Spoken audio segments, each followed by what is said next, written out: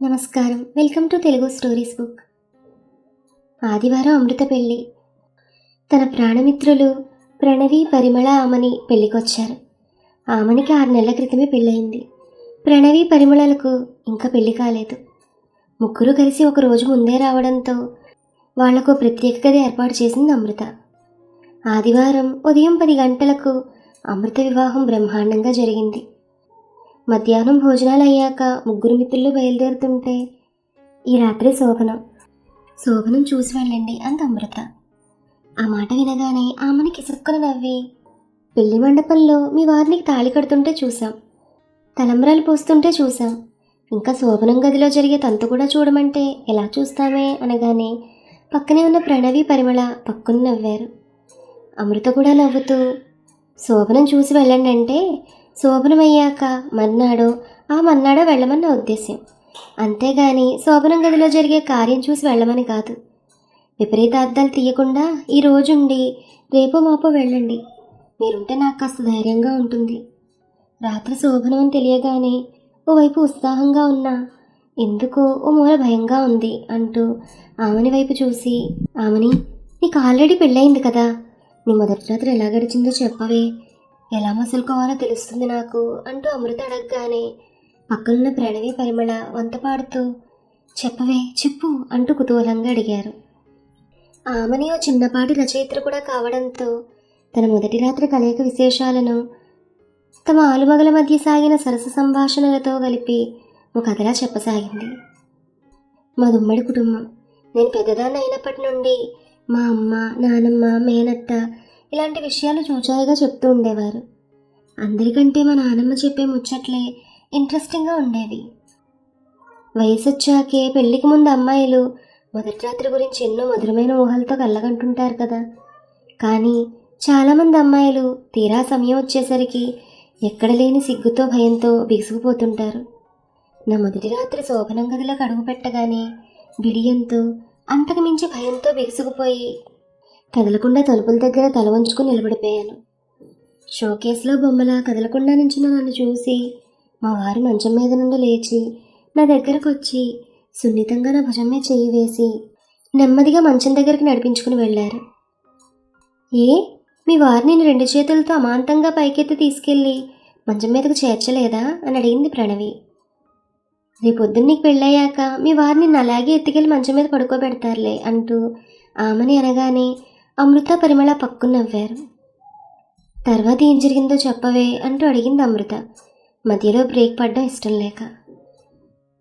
మంచం దగ్గరికి వెళ్ళాక అక్కడి నుంచుని తల వంచుకునే మా వారిని క్రీగంట చూసి పాల గ్లాసున్న చేతిని ముందుకు చాచి, పాలు అన్నాను లోగొంతుకుతో. మా వారు నాలో ఉన్న బిడియాన్ని, భయాన్ని గమనించారేమో. పాల సంగతి తర్వాత చూద్దాం, ముందు మనం కాసేపు సరదాగా మాట్లాడుకుందామా అన్నారు పాల గ్లాస్ పక్కనున్న బల్ల మీద పెడుతూ. నేను అన్నాను చిన్నగా మూలిగి తల ఊపుతూ.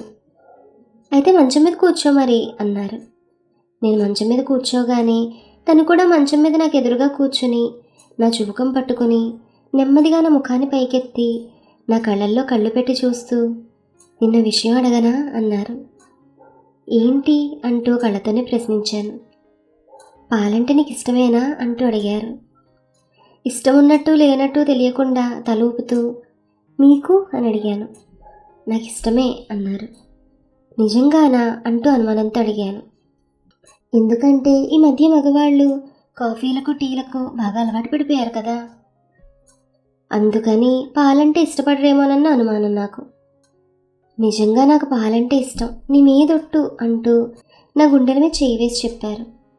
మా వారి చెయ్యి అక్కడ పడగానే మొదటిసారి మగస్పర్శకు నా ఒళ్ళు జల్లుమంది. సిగ్గు ముంచుకొచ్చింది, బుగ్గలు ఎర్రపడ్డాయి, శరీరం మెలికలు తిరిగింది. అంతలోనే తేరుకుని మా వారి వంక అభిమానంగా చూస్తూ, ఇదేంటి ఒట్టు చేతిలో చెయ్యి వేసి చెప్తారు, లేకపోతే తల మీద చెయ్యి పెట్టి చెప్తారు కదా, మీరేంటి నా గుండెల మీద చెయ్యి వేసి ఒట్టు పెట్టారు అని అడిగాను. దానికి మా వారు నవ్వుతూ, మనం పాల గురించి మాట్లాడుకుంటున్నాం కదా, అందుకని పాలు స్రవించే చోట చెయ్యి వేసి చెప్తే బాగుంటుందని అక్కడ చెయ్యి వేసి ఒట్టు పెట్టానన్నారు ఆయన. ఇప్పటికిప్పుడు ఇక్కడ పాలు రావుగా అన్నాను నేను సిగ్గుతో పాలింట్ల వైపు చూసుకుంటూ. రప్పించాలనే కదా, పెద్దలు మనకి కార్యం జరిపిస్తున్నారు అన్నారాయన. అవునా అంటూ ఆశ్చర్యంతో ప్రశ్నించగానే, కాదా అని ఎదురు ప్రశ్నించారు.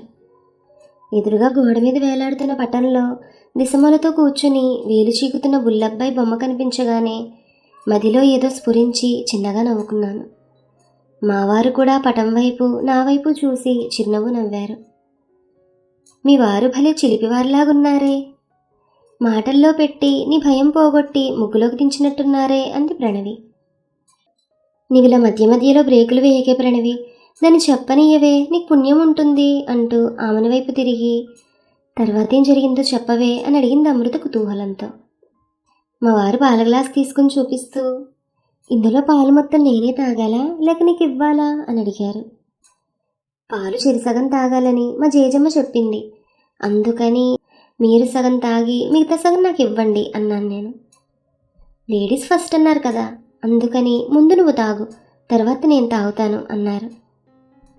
అదేంటి, ముందు మగవాడు తాగాలి కదా అంటే, ఇదెవరు చెప్పారు నీకు అంటూ అడిగారు. మా జేజమ్మ అన్నాను నేను.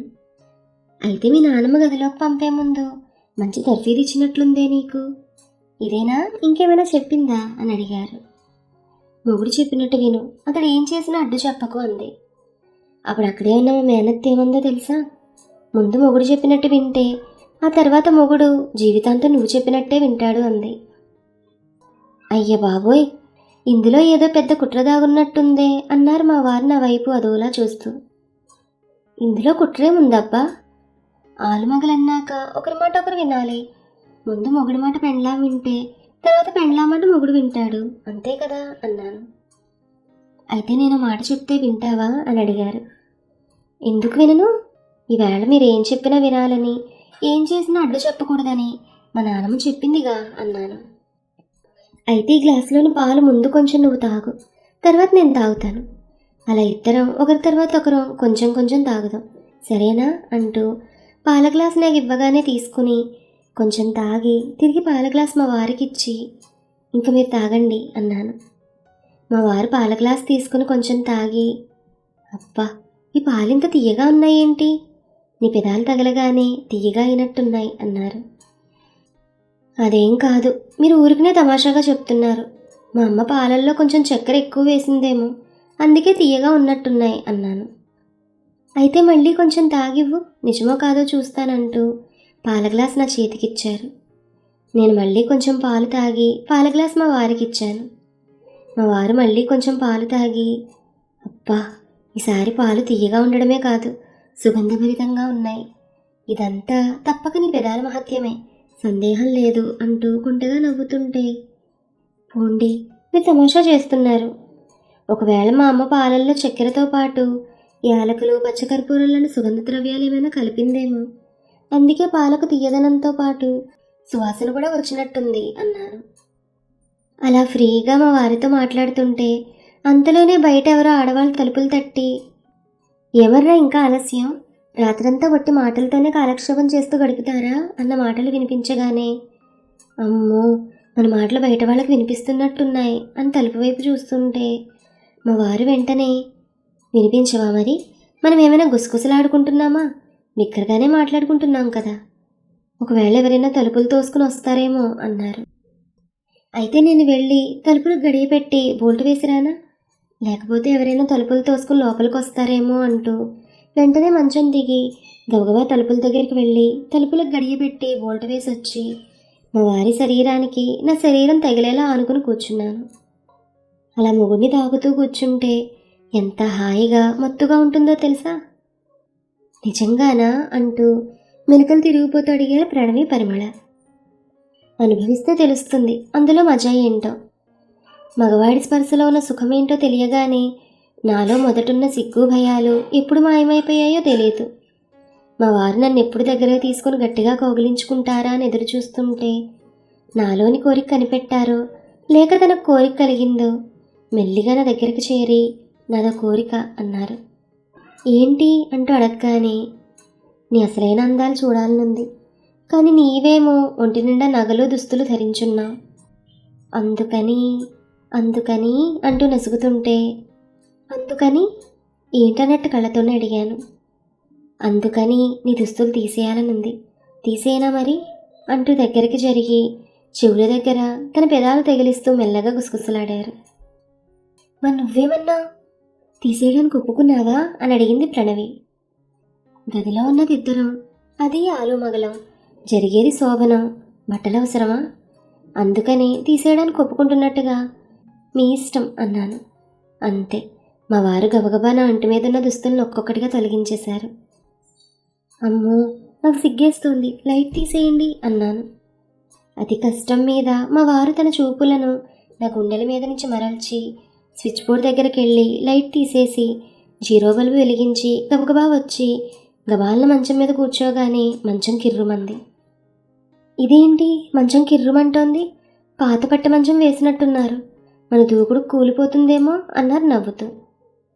ఏం కూలిపోదులేండి, ఇది గట్టిది, మంచి చేవగల టేక్ కర్రతో చేశారు. ఇందులోనే మా ఇంట్లోని పెద్దవాళ్ళందరి శోభనాలు జరిగాయి. బాగా అచ్చొచ్చిన మంచమని మనకు కూడా వేశారు అనగానే అప్పటికే మా వారిలో కోరికలు బాగా విజృంభించాయేమో. నన్ను అమాంతం బిగియారా కౌగిలించుకుని ముద్దులు కురిపిస్తూ పూర్తిగా ఆక్రమించుకున్నారు. నేను పొందు కోసం ఎదురు చూస్తుండడంతో మా వారి చేష్టలకు స్పందిస్తూ అడ్డు చెప్పకుండా అన్ని విధాలా సహకరించాను. ఇద్దరం కలయికలోని సుఖాన్ని మొదటిసారి ఆనందంగా అనుభవించాం. అంతటితో ఆగలేదు మా తృష్ణ. ఇంకా ఇంకా అంటూ తెల్లవారే వరకు మా కలయికలు కొనసాగాయి. స్కోర్ ఎంతని మాత్రం అడక్కండి అంటూ జీవితాంతం గుర్తుండిపోయేలా సాగిన తన మొదటి రాత్రి అనుభవాలను మిత్రులతో పంచుకుంది ఆమని. ఈ కథ మీకు నచ్చితే please like, share and subscribe to our Telugu stories book. Thank you.